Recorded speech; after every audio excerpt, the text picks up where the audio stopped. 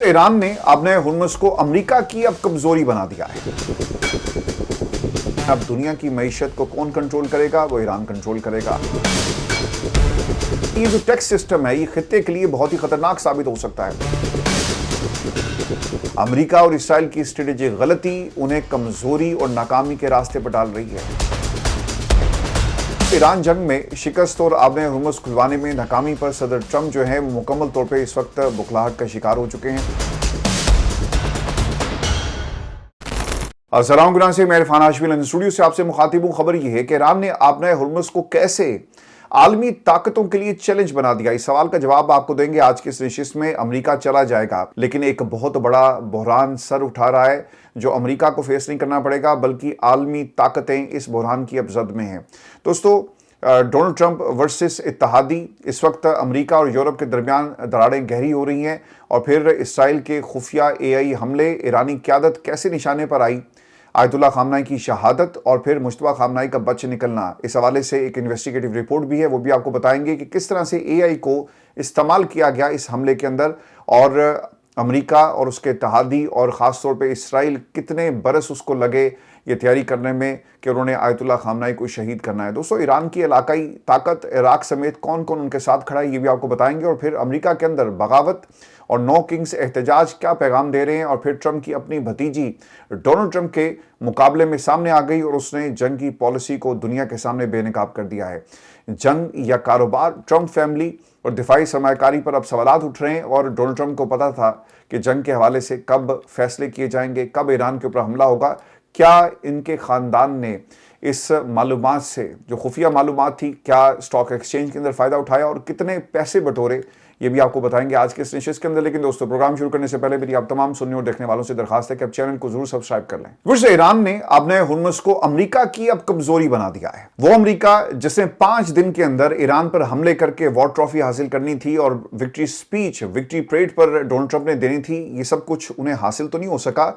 लेकिन दुनिया के सियासी मंजरनामे पर अब आपने हुर्मुज़ जो है वो एक बहुत बड़ा महाज बनने जा रहा है, जिसका मुकम्मल कंट्रोल इस वक्त ईरान के पास है।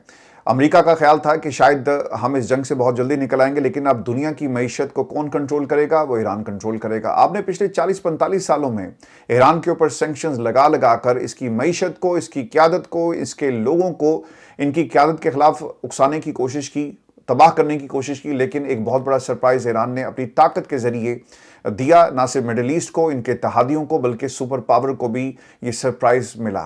दोस्तों, अब ये जो महाज, जो एक परमानेंट महाज बन गया है, ईरानी पार्लियामेंट ने एक बहुत ही इंपॉर्टेंट काम किया। और अब जो भी जहाज़ यहाँ से गुजरेगा, इसकी बाकायदा तौर पे एक फ़ीस वसूल की जाएगी, एक टैक्स लगा दिया गया है।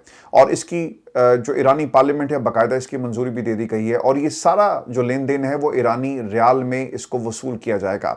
अब ट्रंप इंतज़ामिया जो है बहुत परेशानी का वहाँ पर एक आलम है। और डोनाल्ड ट्रंप इसलिए भी परेशान है क्योंकि उनके इत्तेहादी ये समझते हैं कि ये एक तरह से नाकाबंदी, ईरान अगर ये करने में कामयाब हो जाता है तो हमारे खित्ते में जितने भी इत्तेहादी हैं हमारे से मुतनफ़िर हो जाएंगे।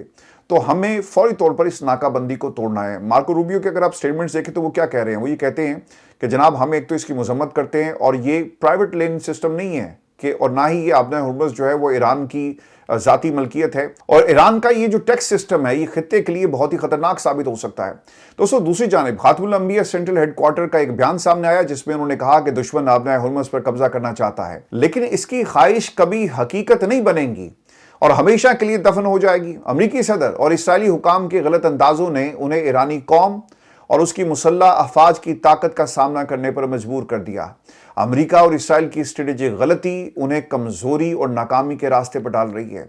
और ये पहले दिन से पासदान इनकलाब का यही पैगाम था अमेरिका और नेतन्याहू को। दोस्तों, ईरान जंग में शिकस्त और आबने हुर्मुज़ खुलवाने में नाकामी पर सदर ट्रंप जो है वो मुकम्मल तौर पर इस वक्त बुखलाहट का शिकार हो चुके हैं। कभी अपने इत्तेहादियों को कोसते हैं, कभी अपने साथियों पर इल्ज़ाम लगाते हैं। और अब उन्होंने अपने इत्तेहादियों को भी आड़े हाथों लिया और कुछ अब फैसले ऐसे कर रहे हैं जिससे दुनिया में डोनाल्ड ट्रंप की वजह से जो अमेरिकन का ओवर द ईयर्स इत्तेहाद है ये आपको खतरे में नज़र आ रहा है। दोस्तों, सऊदी वली अहद की मिसाल हमारे सामने, जो अल्फाज इस्तेमाल किए गए वो किसी तरह भी काबिल कबूल नहीं है। और मुझे हैरानगी इस बात की है कि सऊदी अरब ने इसके ऊपर कोई रिएक्शन क्यों नहीं दिया। اور ڈونلڈ ٹرمپ سے کم از کم سوال کیا جاتا کہ ہم تو آپ کے ملک کے اندر $500 ارب کی انویسٹمنٹ کر رہے ہیں، ہم نے ایک سعودی فنڈ کریٹ کر دیا، ہم آپ سے اسلحہ خرید رہے ہیں، آپ کی انویسٹمنٹ اور آپ کی سیاست کو چمکانے میں ہمارے بھی ڈالرز لگے ہوئے ہیں بھائی، لیکن آپ ہمارے اوپر تنقید کریں۔ سعودی عرب تو چھوڑیں جی، جو ان کے باقی ممالک جو ان کے ساتھ کھڑے ہیں انہوں نے بھی ڈونلڈ ٹرمپ کے اس بیان کے اوپر کسی قسم کا ریئیکشن نہیں دیا۔ اور پھر صاحب ایک بار پھر ڈونلڈ ٹرمپ نے اپنے ہرمز کھلوانے میں ناکامی پر اپنے ہاتھ کھڑے کر دیے۔ اپنے سوشل میڈیا پیغام میں یورپی اتحادیوں اور طاقتوں کو صاف صاف کہہ دیا ہے کہ بھائی صاحب آؤ اور آپ نے ہرمز سے اپنا تیل خود لے کر جاؤ۔ ایران جنگ میں شامل نہ ہونے پر امریکی صدر ڈونلڈ ٹرمپ نے برطانیہ اور فرانس پر شدید تنقید کرتے ہوئے کہا کہ برطانیہ اور دیگر ممالک امریکہ سے جیٹ فیول خریدیں ورنہ ہمت کر کے ہرمز جا کر تیل حاصل کریں، امریکہ اب مدد نہیں کرے گا۔ برطانیہ نے ایران کی حکومت گرانے میں شامل ہونے سے انکار کیا، جبکہ فرانس فوجی سامان اسرائیل لے جانے والے طیاروں کو فضائی حدود گزرنے نہیں دے گا اور فرانس کو یاد رکھیں گے۔ ساتھ ہی انہوں نے کاروباری دماغ بھی اپنا جو استعمال کیا اور ایک دم سے جو ان کی کاروباری صلاحیت تھی، جو حص تھی، وہ جاگ اٹھتی ہے اور پھر وہ یہ کہتے ہیں کہ آپ نے ہرمز کی وجہ سے جیٹ فیول حاصل نہ کرنے والے ممالک کے لیے تجویز ہے کہ برطانیہ اور دیگر امریکہ سے جیٹ فیول خریدیں، ہمارے پاس وافر مقدار میں موجود ہے، ورنہ ہمت پیدا کریں، جاؤ جا کر آپ نے ہرمز کو کھلوا لو اور تیل حاصل کرو۔ دیکھیں ڈونلڈ ٹرمپ نے بہت ہی شاطر انداز میں پوری دنیا کو اس جنگ میں دھکیلنے کی کوشش کی۔ جب اسے احساس ہو گیا کہ یار جنگ 5 دن کی تھی لیکن یہ اگلے 500 دن بھی چلتی رہی تو ہم یہ جنگ جیت نہیں سکتے، قیادت شہید ہوگی، رجیم چینج ہمارے مطابق نہیں ہو سکا، لیکن پھر بھی ہم نے قیادت کو ہٹا دیا۔ ایران کی عوام کے اندر وہی جذبہ ہے، بلکہ اس جذبے کو مضبوطی ملی ہے، تقویت ملی ہے ان تمام شہادتوں کی وجہ سے، تو ہم اپنے مقاصد کو حاصل نہیں کر سکے۔ اب آپ کو ایک سیف ایگزٹ چاہیے تھا، آپ نے کیا کیا؟ آپ نے دنیا میں ڈھنڈورا پیٹنا شروع کر دیا کہ آپ نے ہرمز بند ہو جائے گا، تیل تمہیں نہیں ملے گا، تمہاری معیشت تباہ ہو جائے گی، اور پھر انہوں نے کچھ کوششیں ایسی کی بھی ہیں، لیکن امریکہ کے اس پروپوزل پر کسی نے کان نہیں دھرے اور انہوں نے آ کر ایران کے خلاف جنگ کا اعلان نہیں کیا۔ اب ڈونلڈ ٹرمپ کو نکلنا ہے یہاں سے۔ ڈونلڈ ٹرمپ نے ایک اور کام کیا، اس نے ساتھ ساتھ اعلان کرنا شروع کر دیا کہ دیکھیں تیل ہمیں نہیں چاہیے، تیل آپ کو چاہیے، یورپ کو چاہیے، چائنا کو چاہیے اور باقی ممالک کو تیل چاہیے، تو تم اس جنگ کے اندر اگر آ کر شامل نہیں ہوگے تو تمہاری معیشت بھی تباہ ہوگی۔ تو اب اس نے کام یہ کیا کہ خود وہ ایسا ایسا نکل رہا ہے اور اب ساتھ ہی اعلان کر رہا ہے کہ اگر تمہیں تیل چاہیے جا کر یا تو ایران کے ساتھ ڈیل کر لو یا پھر ہمارے ساتھ مل کر آپ نے ہرمز کو کھلوانے کے لیے کوشش کرو۔ دیکھیں دنیا میں کوئی ملک بھی ایران کے خلاف جنگ نہیں کرے گا اور ڈپلومیٹک راستہ اپنایا جائے گا۔ اگر ڈونلڈ ٹرمپ بم گرا کر، امریکہ کی پوزیشن یہ ہے کہ وہ پاکستان کے ذریعے ٹیبل پر بیٹھا ہوا ہے، تو تمام یورپی کنٹریز جتنے بھی ہیں وہ ایران کے ساتھ جا کر کھڑے ہوں گے اور پھر ان کو تیل جس طرح سے انہوں نے وہاں سے گزارنا ہے اس کے اوپر کوئی نیگوشیشنز ہو سکتی ہیں، لیکن امریکہ کے اس پلان کا کوئی حصہ نہیں بنے گا۔ ڈونلڈ ٹرمپ نے بہت چلاکی اور مہارت کے ساتھ دنیا کو اس جنگ کے اندر گھسیٹنے کی کوشش کی ہے، لیکن شاید ان کو لگ یہ رہا ہے کہ یہ کسی اسٹیٹ کی کوئی پولیٹیکل پارٹی کو وہ شاید وہ لیڈ کر رہے ہیں۔ یہ دنیا کی بڑی بڑی سپر پاورز ہیں، ان کے تھنک ٹینکس ہیں، ان کی پالیسیز ہیں، ان کے اپنے لوگ ہیں، ان کے پیچھے پارلیمنٹس ہیں، ان کے پیچھے طاقت ہے عوام کی اور وہ بہتر فیصلے کر سکتے ہیں۔ یہ آپ کے کسی اسٹیٹ کا الیکشن نہیں ہے یا اسٹیٹ کی کسی الیکشن سے آپ کو عوام کی سپورٹ نہیں چاہیے، بلکہ یہ دنیا کی مختلف ممالک کی اپنی سروائیول کا معاملہ ہے اور وہ اب آپ کی سیاست کی بھینٹ اپنے اس جو تیل کا معاملہ ہے اسے نہیں چڑھائیں گے، بلکہ اس کا ایک ڈپلومیٹک حل جو ہے وہ نکالا جائے گا۔ دوستو امریکہ اب ہر ملک کی مدد نہیں کرے گا، یہ ڈونلڈ ٹرمپ کا کہنا ہے کہ آپ کو خود لڑنا سیکھنا ہوگا، امریکہ اب آپ کی مدد کے لیے موجود نہیں ہوگا، بالکل اسی طرح جیسے آپ ہمارے ساتھ نہیں ہیں۔ انہوں نے یہ پیغام نیٹو کو دیا، یورپ کی بہت سارے ممالک کو دیا اور خاص طور پہ برطانیہ کو یہ بڑا واضح پیغام دیا ہے۔ دوستو ایک چیز بڑی واضح ہوئی ہے کہ برطانیہ کی سرکار کبھی بھی لیبر پارٹی اپنی سیاست کو اور اپنی جماعت کو قربان نہیں کرے گی۔ ایک بہت ہیوی قیمت انہوں نے ادا کی ہے عراق وار کے اندر۔ ڈونلڈ ٹرمپ اور اس کی جماعت کا مستقبل تو تباہ ہو رہا ہے، لیکن اس مستقبل کو کیر سٹارمر اور جو یہاں کی لیبر پارٹی ہے وہ کبھی بھی تباہ ہونے نہیں دے گی۔ اس لیے انہوں نے خاص طور پہ اعلان کر دیا کہ ہم کسی صورت بھی اپنے فوجیوں کو ایران کی سرزمین پر نہیں اتاریں گے۔ اور اس ایرانی قیادت کو کیسے ٹارگٹ کیا گیا اسرائیل کی طرف سے اور امریکہ اس میں کس طرح شامل تھا، یہ میں آپ کو آگے چل کر بتاتا ہوں، ایک انویسٹیگیٹو رپورٹ ہے۔ لیکن اس سے پہلے جو ایرانی صدر ہیں مسعود پزشکیان، ان کی ایک سٹیٹمنٹ یہ میں آپ کے ساتھ شیئر کر دوں، جنہوں نے عراقی عوام کی حمایت پر عراق کا شکریہ ادا کیا۔ ایکس پر اپنے پیغام میں انہوں نے کہا کہ مشکل وقت میں عراقی مسلم عوام نے ایران کا بھرپور ساتھ دیا اور جرت کے ساتھ جو وہ ساتھ دے رہے ہیں اس کی کوئی مثال نہیں ملتی۔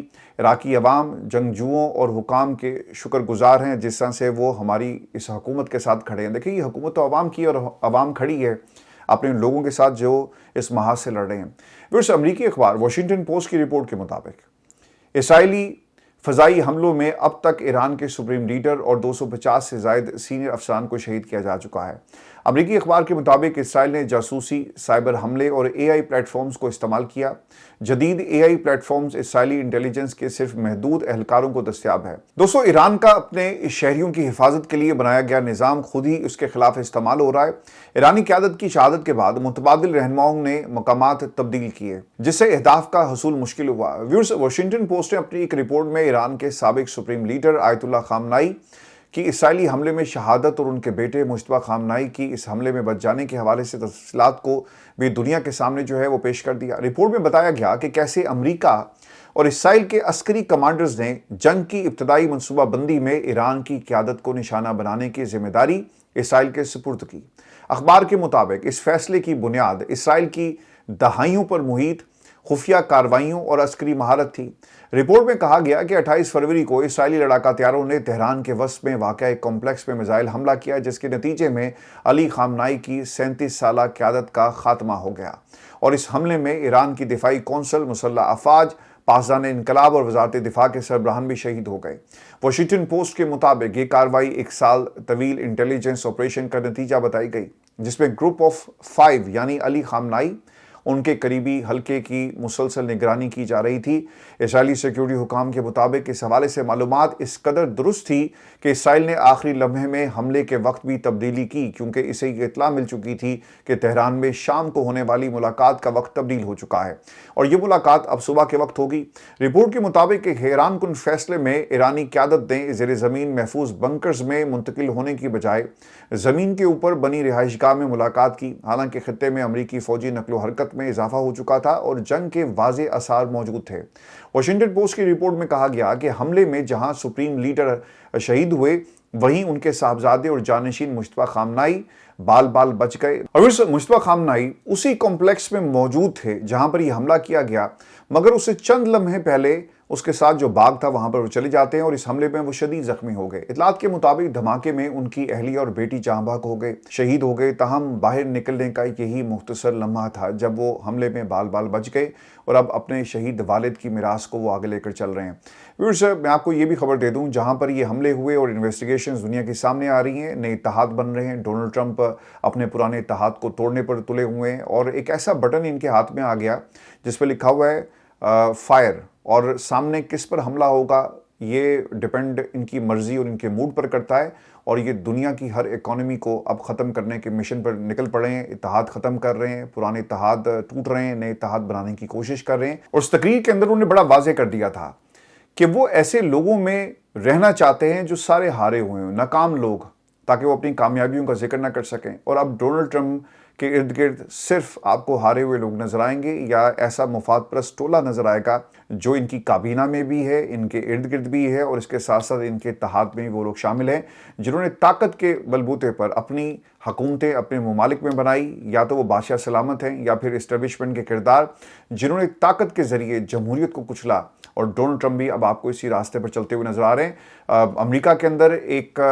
بڑی تعداد میں یعنی 50 ریاستوں میں احتجاج شروع ہو جائے، اور جو سرویز آ رہے ہیں -17 پوائنٹ کے اوپر اس وقت ڈونلڈ ٹرمپ کی مقبولیت کھڑی ہے۔ ڈونلڈ ٹرمپ اس جنگ میں کیوں گیا، وجوہات کیا تھی؟ اپنی عوام کے اوپر جو پیسہ خرچ کیا جا سکتا تھا اسے نہیں کیا، بلکہ وہی ٹومو ہاک میزائل جو ہیں وہ ایران کو ختم کرنے کے لیے استعمال کیے گئے۔ دوستو، اب اس کا نتیجہ یہ نکلا ہے کہ عوام سڑکوں پر ہے، اور امریکہ میں ایک بڑی ڈیولپمنٹ یہ ہوئی کہ ایران جنگ کے خلاف امریکی صدر ڈونلڈ ٹرمپ کی اپنی بھتیجی جن کا نام میری ٹرمپ ہے وہ اب میدان میں آ گئی، اور وہ کیا کہتی ہیں کہ رجیم چینج ہوگا لیکن ایران میں نہیں، امریکہ میں۔ صدر ٹرمپ کا امریکہ میں ہفتے کو نو کنگز ریلیوں میں 80 لاکھ افراد نے صدر ٹرمپ کی جنگی پالیسیز اور ایران پر حملے کے خلاف احتجاج کیا۔ امریکی تاریخ کا دوستو یہ سب سے بڑا احتجاج ہے، اس سے پہلے اتنے بڑے احتجاج نہیں ہوئے، یہ پہلا موقع ہے کہ کسی امریکی صدر کے خلاف اقتدار سنبھالنے کے بعد اتنا بڑا احتجاج جو ہے وہ کیا گیا ہو۔